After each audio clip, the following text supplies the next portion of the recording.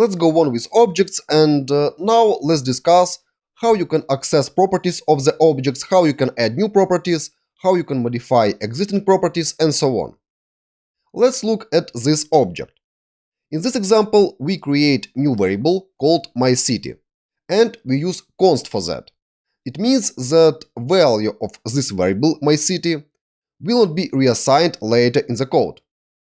Moreover, if you will try to reassign value of this variable, you will get error, assignment to the constant variable.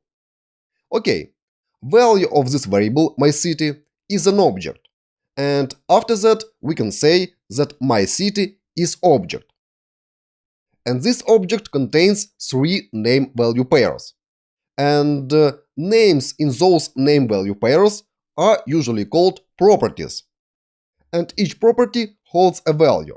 And value can be of any value type in JavaScript, either string or number or boolean, null, undefined or symbol or object. In this example, you see values of string and boolean types. It means that properties in the object in JavaScript are simply containers for values, same as variables. But of course, if you will try to access variable called city, you will get error, because there is no such variable. We have not declared variable city, and we have not assigned value to it in traditional way. But there is a property city in the object myCity. But how you can access specific property of the object? You can use for that dot notation, and here is example of it. We go on with the same variable myCity, and if you want to access city property of myCity object, you can simply use dot notation, myCity.city. Or if you want to access another property, popular, you can use again dot notation and type myCity.popular. And if we will use console log statement, we will see in the console New York and true correspondingly. Notice that after the dot, you simply type name of the property without any quotes or double quotes. So simply name of the object dot name of the property. But what if you want to change value of specific property? You can use for that same dot notation. And here is example of it. If there is an object myCity with one name value pair, city New York, you can change value of city property using dot notation, simply myCity.city equal sign and, for example, Las Vegas. And if we will log to the console myCity object after this action, we will get object with one property city and its value will be Las Vegas. Notice again that we simply use dot between variable name and property name is typed without any quotes.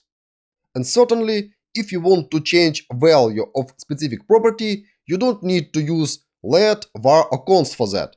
Simply type name of the variable, then dot, and then name of the property.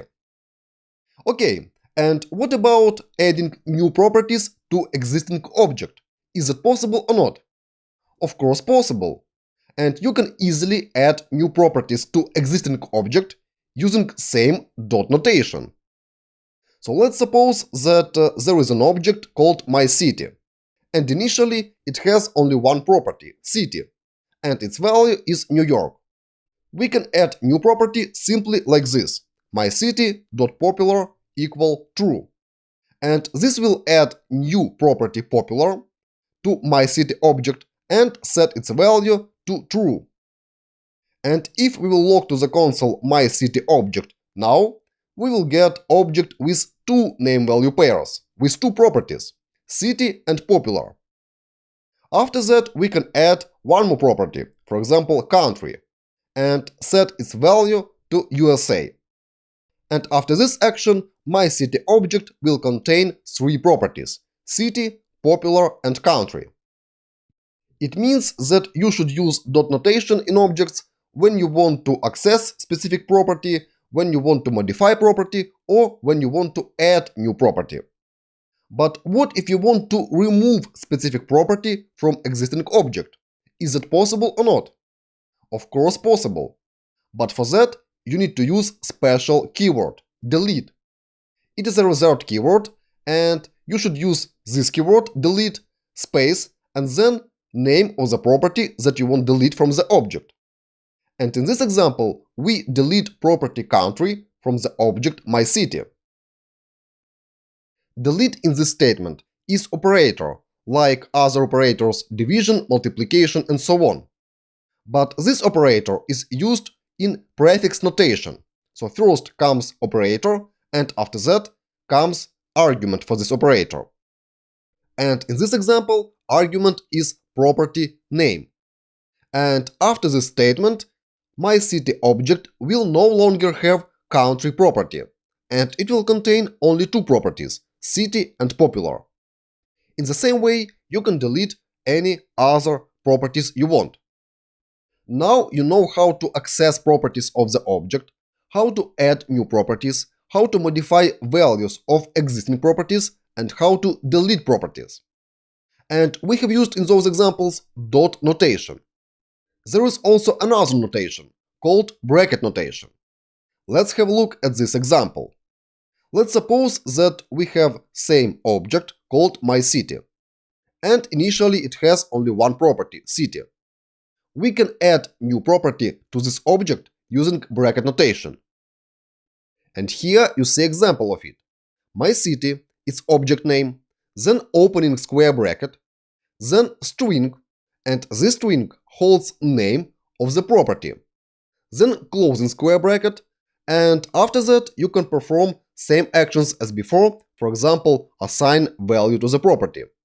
And in this example, popular property is missing in myCity object, that's why new property popular will be created and value true will be assigned to it. If property with such name already exists in the object, then its value will be simply reassigned. After this line, if we will log to the console myCity, we will get object with two properties, city and popular.